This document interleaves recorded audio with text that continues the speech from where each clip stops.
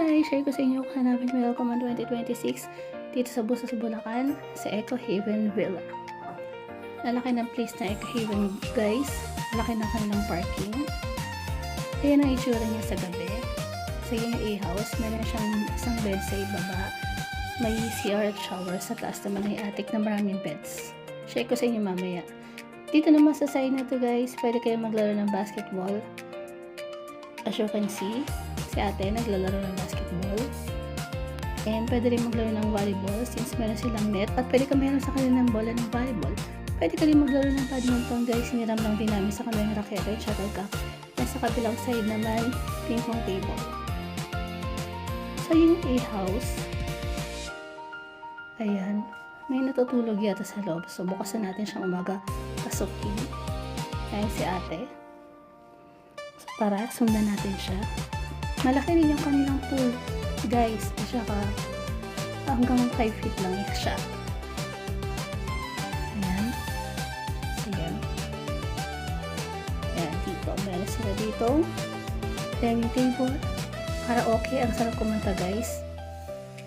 And dyan ang kanilang kitchen. Kompleto sila guys. May microwave, may kalan, may fridge, may ihawan. And dito sa side, may way din dito papunta sa pool at sa A-house. And dito, meron din ditong CR at shower. Ayan. So, diretso. Dito may way din papunta sa pool at sa A-house.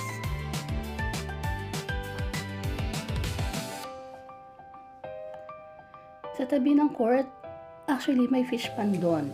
Ay umaga ko na siya pinuntahan kasi madilim na kagabi. Ayan. Ako pala yung gising niyan kaya nag-video na lang ako. Pwede kayo mag-fishing dyan. May bayad yung kung ano yung mag-fish nyo. Ayan. So, magsalang ko dyan kaya video lang ako. Okay. And tara, pasukin natin yung A-house. Siguro naman gising na sila. Tada, malaki rin yung A-house guys. May TV, may attic. At tulog.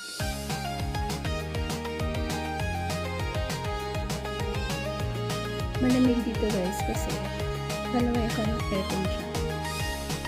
Sa taas sa attic may aircon.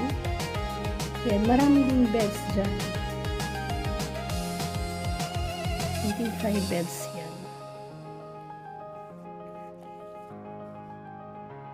Tapos tara, baba tayo.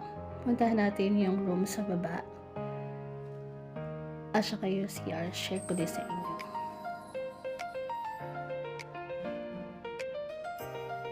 Ayan pa lang shower. Yung kanyang CR. Malakas yung tubig guys, so hindi naman mahirap maligo. Ayan, ito yung room kasi kami natulog natin. So, ayan guys, share ko lang sa inyo. Happy New Year!